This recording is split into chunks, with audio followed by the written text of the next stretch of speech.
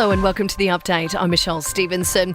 Well, one of the most significant shipments in Australia's history has actually touched down in Sydney with the arrival of the Pfizer coronavirus jab. Health Minister Greg Hunt says the first injections will actually be rolled out from next Monday. They will be able to begin with their priority for hotel quarantine. They will also be focusing on other border-related workers, those that are most likely to come into contact with positive arrivals. Well, the first batches of the AstraZeneca vaccine being manufactured in Australia is also rolling off production lines today. Now, Australia has no COVID patients in ICU, with just one new positive community case recorded in the whole country. That woman works at psychiatric facilities in Melbourne, with those staff and patients are now in isolation. Now, you remember this positive worker who worked at Melbourne Airport was on shift while 3,500 people went through that terminal, but the Chief Medical Officer, Professor Paul Kelly, says nobody has been linked to that worker. So far,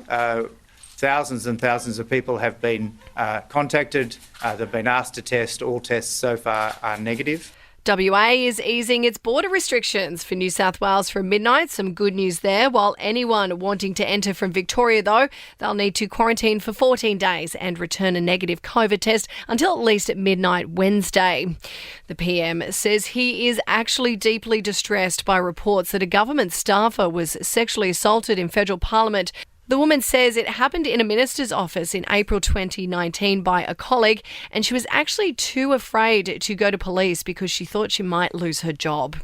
Emotional tributes have been shared in federal parliament today, 13 years on from the national apology to the stolen generations.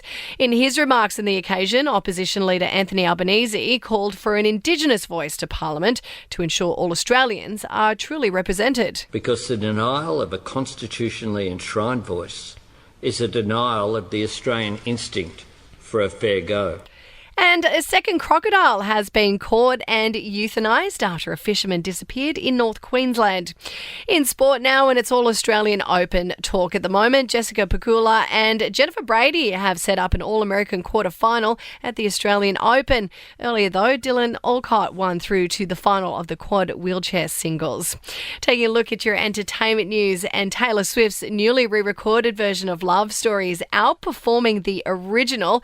The reworked track quickly eclipsing the original song sales with an impressive 10,000 downloads in just 24 hours.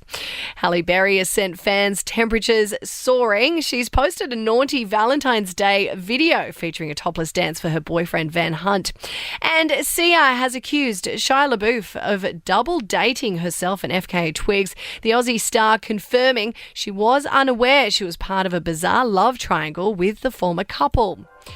Now, that is your latest news from the Nova Podcast news team, and we'll see you tomorrow morning for another episode of The Update.